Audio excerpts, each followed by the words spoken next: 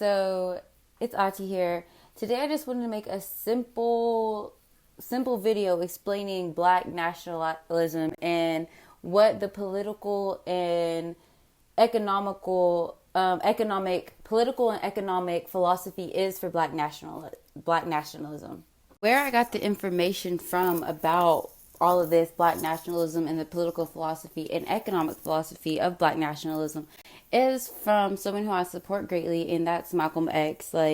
I completely agree with his teachings, and I hate that he had to go so soon, but that's where I will be that's where I'll be getting most of my information.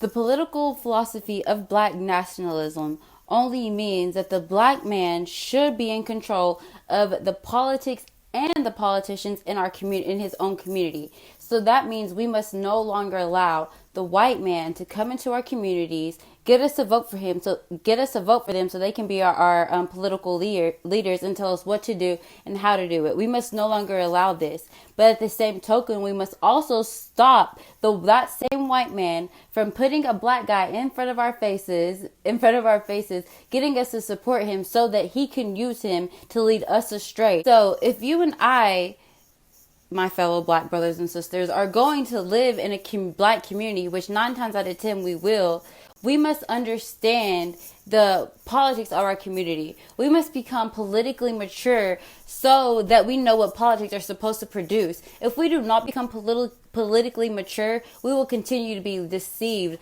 led astray, manipulated into voting for someone who politically does not have the good of our community at heart. So then he goes on to suggest that in order to correct this problem, we must re-educate our people with a political program to open up their eyes and to make them become more politically conscious and more politically mature. Once we accomplish that, we will be able to cast a vote for a man of the community who has the community good at heart.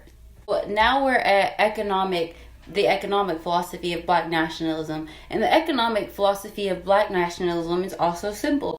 It says that we should own, operate, and control the economy of our own community. You see, Black people can't go into a white community and open up a Black store. The white man won't allow it. The white man is too intelligent to allow somebody else to come into their community and to control the economy. Now, Black people, on the other hand, will allow anyone to come into our community and control the economy. We allow them to control the housing, the jobs, the businesses, under the pretense that we're all equal. Economic philosophy of Black nationalism only means that we must become more involved in a program of re-education to educate our people into the importance of knowing that when they go outside of their community and they take their dollar and spend it into a new community, the community in which they spent their dollar is becoming richer and richer, and the community in which they run to take their dollar out of is becoming poorer and poorer. What happens to your community once you run to take your dollar out of to give to the man, to make the man richer and richer? Your community becomes poorer and poorer. The conditions become run down. It becomes the ghetto. It becomes the slums. And then we have the audacity to complain about poor housing when we were running ourselves down to take our dollar out of the community. But I'm really understanding why they call it a trap, because then, okay, say we do try to spend our money inside of our community. Black people didn't have the sense enough to set up their own stores. So then the person that you spend your money with doesn't look like me or you. He looks completely different. He's from a completely different race, and he takes his basket of money at the end of the day and goes home into his community and putting the money back into his community.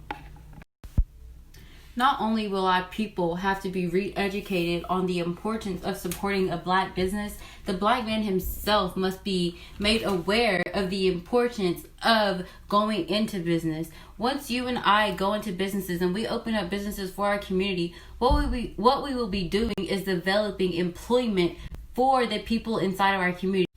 This will be eliminating the necessity for Black people to go outside of our community and go to someplace else and beg for a job, to boycott, to picket, to do all that, to make sure that we're getting equal rights, getting equal pay, because Black people on average make 25% less than their white counterparts at their jobs.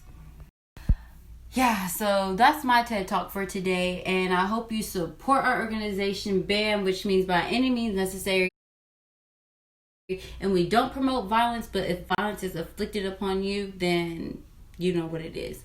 And in the words, for my conclusion, ending, whatever, in the words of Malcolm X, anytime you have to rely on your enemy for a job, you're in bad shape.